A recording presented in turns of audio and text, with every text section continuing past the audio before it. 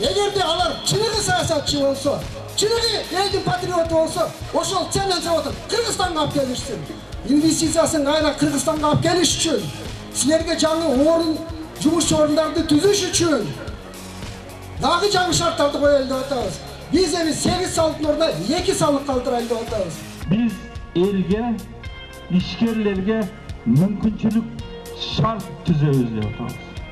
Биз элге балык эмес кайырмак берели деп атабыз. 2050 жылы Кыргызстан болобу деген суроого Бир Бол партиясы болот деп жооп берип атабыз.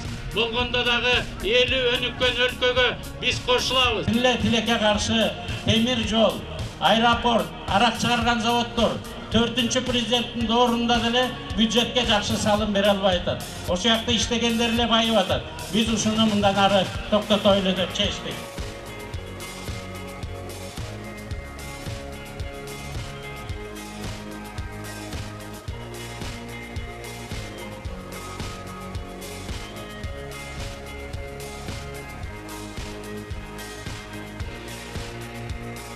Убада биз үчүн милдет.